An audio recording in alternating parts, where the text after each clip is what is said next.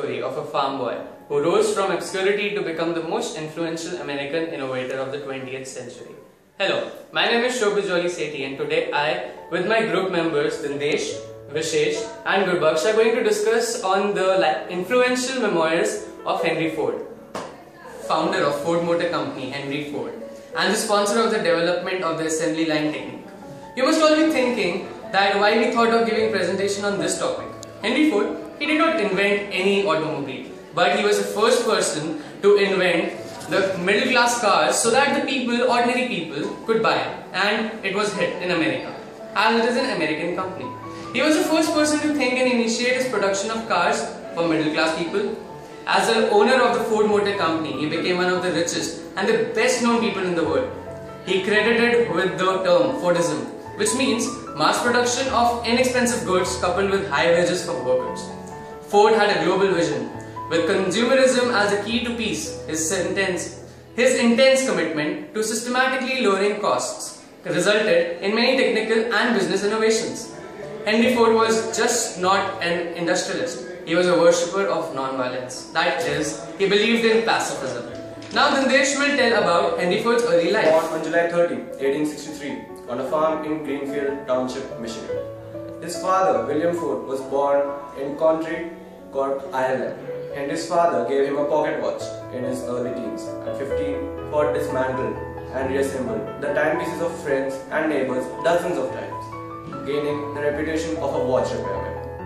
Ford was devastated when his mother died in 1876. William expected that Henry would eventually take over the family farm, but despised from farm work. He later wrote, "I never had any particular interest or love for the farm. It was the mother on the farm I loved." Now GURBAKSH is going to share some information about Henry Ford's career. In 1891, Ford became an engineer with the Edison Illuminating Company. After his promotion to chief engineer in 1893, he had enough time and money to devote attention to his personal experiments on gasoline engines. These experiments were culminated in 1896 with the completion of a self-propelled vehicle which he named the Ford quadricycle. He test drove it in 4th of June. After various test drives, Ford brainstormed ways to improve the quadricycle. Ford attended a meeting of Edison executives where he was introduced to Thomas Edison. Edison approved of Ford's automobile experiments. Encouraged by Edison, Ford designed and built a second vehicle, completing it in 1898. Ford redesigned from the Edison Company and founded the Detroit Automobile Company on 5th of August 1899. Ford designed, built and successfully raised a 26 horsepower automobile on October 1901. With this success, Murphy and other stockholders in the Detroit automobile formed the Henry Ford Company on November 30th, 1901. With Ford as chief engineer. Ford made some important decisions regarding his company, and this information is going to be shared by VISHESH. Henry Ford introduced his revolutionary Model T lightweight, durable and fast. The Model T could reach the speeds of roughly 40 miles per hour, and at a time when the average car cost more than $2,000, the first Model T cost only $850. The response from the public was immediate and overwhelmingly positive. With the unprecedented success of the Model T, Ford declared he would soon be producing 1,000 cars a day. Partly inspired by the meatpacking industry, Ford Motor adopted an assembly line method. Under the old system, the record time for building a Model T had been over 12 hours. Using the assembly line process, it took an hour and 33 minutes. By the fall of 1913, Ford had established the first automobile assembly line in the world and controlled nearly half of the American car market. But there was a downside to Ford's new production process. Many workers found it so monotonous and physically exhausting. Then, just after a few days, company managers calculated that every time they wanted to add 100 men to their roles, they had to hire nearly 1,000 men. Desperate to retain his workforce, Ford responded with a revolutionary plan that would stun his employees and infuriate his rivals.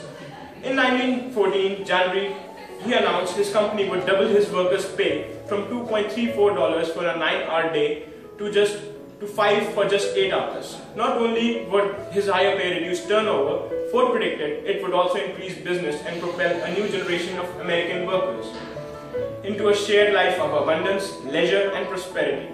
Ford's announcement turned him into an international sensation overnight. preserve cars are but the byproducts of his real business, which is making of men. Ford designed the $5 a day wage with strings attached.